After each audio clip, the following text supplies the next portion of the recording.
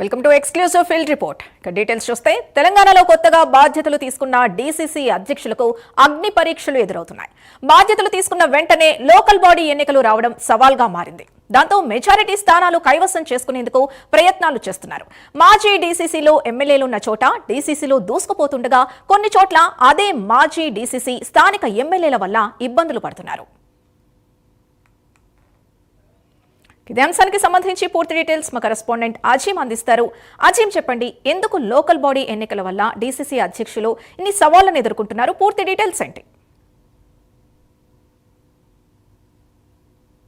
ఇటీవలే కాంగ్రెస్ పార్టీ ఏదైతే 36 జిల్లాలకు కలుపుకొని ఏదైతే 3 కార్పొరేషన్లు కూడా దాంట్లో ఉన్నాయి. సో 36 మందిని ఏదైతే నూతనంగా డీసీసీ అధ్యక్షులను నియమించింది. ఇందులో సంగారెడ్డి అలాగే రంగారెడ్డి జిల్లాకు ఇంకా డీసీసీ అధ్యక్షులు కూడా ఇవ్వాల్సి ఉంది. అయితే ఎప్పుడైతే నూతన డీసీసీ అధ్యక్షులు ఇచ్చారో అప్పుడే ఏదైతే స్థానిక సంస్థల ఎన్నికలకు సంబంధించినటువంటి షెడ్యూల్ విడుదల కావడం, దానికి సంబంధించినటువంటి నామినేషన్ ప్రక్రియ మొదలైంది. ఇప్పటికే 2 విడతలకు సంబంధించినటువంటి నామినేషన్ ప్రక్రియ కూడా పూర్తయింది. సో ఉపసంహరణలు కూడా జరుగుతున్నాయి. మనం చూస్తున్నాం అనేక చోట్ల ఏదైతే ఏకగ్రీవాలు కూడా జరుగుతున్నటువంటి పరిస్థితి మనం చూసాం. అయితే ఇన్నేళ్లుగా డీసీసీలుగా ఉన్నవారు కూడా ఏదైతే స్థానిక సంస్థల ఎన్నికల కోసం వారు ఒక ప్రిపరేషన్ చేసి ఉంటారు. సో స్థానిక సంస్థల ఎన్నికలు వచ్చినట్టయితే ఈ గ్రామాల్లో ఇక్కడ వార్డు మెంబర్గా, ఇక్కడ సర్పంచులుగా వీరు ఉండాలని చెప్పి కూడా వారంతా ఒక టీమ్గా ఇప్పటికే డిసైడ్ అయిన పరిస్థితి ఉంటుంది. కానీ మనం చూసినట్టయితే ఇప్పుడు నూతనంగా డీసీసీ అధ్యక్షులు నియమించారు. సో ఈ నూతనంగా ఎన్నికైనటువంటి డీసీసీ అధ్యక్షులకు ఇది ఒక అగ్ని పరీక్ష లాంటిది. ఎందుకంటే డీసీసీ అధ్యక్షులుగా నియామకమైనటువంటి సంతోషం ఒకవైపు అయితే, డీసీసీ అధ్యక్షులుగా నియామకమైనటువంటి వెంటనే ఏదైతే స్థానిక సంస్థల ఎన్నికలు ఏదైతే జరుగుతున్నాయి, సో ఈ నేపథ్యంలో ఖచ్చితంగా మెజార్టీ స్థానాలు ఆయా జిల్లాల్లో వారు సాధించాల్సినటువంటి అవసరం ఉంటుంది, అవసరం ఏర్పడింది కూడా అని మనం చెప్పుకోవచ్చు. ఎందుకంటే ఆ జిల్లాల్లో వారికి ఉన్నటువంటి పట్టు ఎంత, వారి పార్టీ నమ్మి ఇచ్చినటువంటి పదవి. సో ఈ నేపథ్యంలో ఎవరు ఏ జిల్లాలో ఎన్ని స్థానాలు కైవసం చేసుకొని వస్తారు, ఎన్ని ఏకగ్రీవాలు చేసుకొని వస్తారు అనేది కూడా పార్టీ కౌంట్లో చేసుకుంటుంది. రానున్న భవిష్యత్తులో ఇది ఇప్పుడు ఎన్నికైనటువంటి డీసీసీలకు కూడా అది ఎంతగానో ఎఫెక్ట్ చూపించేటువంటి అవకాశం కూడా కల్పిస్తుంది. సో ఈ నేపథ్యంలో నూతన డీసీసీ అధ్యక్షులకు ఇది ఒక అగ్గి మీద సాములా మారింది. ఎందుకంటే పాత డీసీసీ అధ్యక్షులు ఇటీవలే జరిగినటువంటి కార్యవర్గ సమావేశంలో కూడా సీఎం రేవంత్ రెడ్డి మాట్లాడుతూ పాత డీసీసీలను కలుపుకుపోతూనే పని చేసుకోవాల్సిన అవసరం ఉంది. సో వారు ఇప్పటివరకు పనిచేశారు కాబట్టి వారి నేతృత్వంలో కూడా వారి సలహాలు సూచనల మేరకు ముందుకు వెళ్లాల్సిన అవసరం ఉంటుంది. సో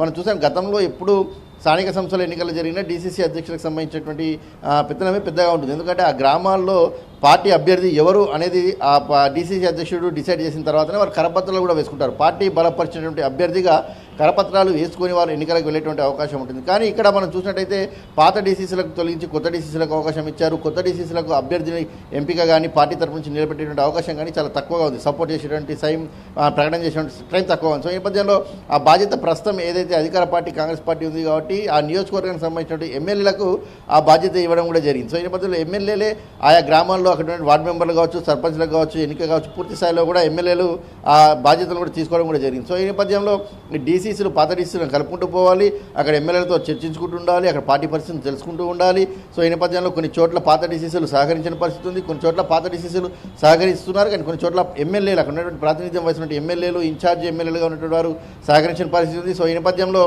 ఇప్పుడు నూతనంగా ఎన్నికైనటువంటి డీసీసీ అధ్యక్షులకు ఈ స్థానిక సంస్థల ఎన్నికలు ఒక కత్తి మీద సాములా మారిందని అయితే చాలా స్పష్టంగా మనకు కనిపిస్తుంది. మరి చూద్దాం కొత్తగా ఎన్నికైనటువంటి డీసీసీ అధ్యక్షులటువంటి జిల్లాలో ఎవరు ఎన్ని స్థానాలు సర్పంచ్ స్థానాలు గెలుచుకొని వస్తారు, సో ఎవరు మొదటి వరుసలో ఉంటారు, సో ఎవరికి పార్టీ కరెక్ట్ స్థానం అభ్యర్థిగా ఇచ్చామని అనుకుంటారు, సో మిగతా ఉన్నటువంటి అధ్యక్షులు ఎవరైతే తక్కువ స్థానాలు గెలిచేటువంటి జిల్లా ఉంటుందో మరి అక్కడ పరిస్థితి ఎలా ఉంది, అక్కడ ఎవరు సహకరించారు, సహకరించలేదు, ఇలాంటి అనేక విభేదాలు కూడా ఈ సర్పంచ్ ఎన్నికల తర్వాత బయటపడేటువంటి అవకాశం కూడా ఉంటుంది. సో ఈ నేపథ్యంలో ఏది ఏమైనా మనం చూసుకున్నట్టయితే ఖచ్చితంగా కొత్త డీసీసీలకు ఇది కొంత వీళ్ళకి అది కొంత అగ్ని పరీక్ష లాంటిగా మారిపోయింది. మరి ఈ అగ్ని పరీక్షను వారు ఏ మేరకు తట్టుకొని ఏ మేరకు సక్సెస్ఫుల్ అవుతారు, ఎవరు ఎన్ని స్థానాలు గెలుచుకొని వస్తే పార్టీ దగ్గర మంచి పేరు సంపాదిస్తారు, రానున్న భవిష్యత్తులో కూడా పార్టీ వారు నమ్మే విధంగా వారు చేసుకుంటారు అనేది మాత్రం కొంత ఆసక్తికరంగా ఉంది. ఇవి ఏమున్నా కానీ డిసెంబర్ 17 తర్వాత దీనికి సంబంధించిన ఫలితాలు పూర్తి స్థాయిలో అన్ని సర్పంచ్లకు సంబంధించిన రిజల్ట్స్ వస్తాయి కాబట్టి అప్పుడే దీనికి సంబంధించినటువంటి వైద్యం కూడా తేలనుంది. సో ఏ డీసీసీ అధ్యక్షుడు ఎలా ముందుకు వెళ్ళారు, ఎలా సమన్వయం చేసుకుంటూ ముందుకు వెళ్ళారు అనేదంతా కూడా క్లారిటీ వచ్చేటువంటి అవకాశం ఉంటుంది. Sindhu, right, thank you Azeem.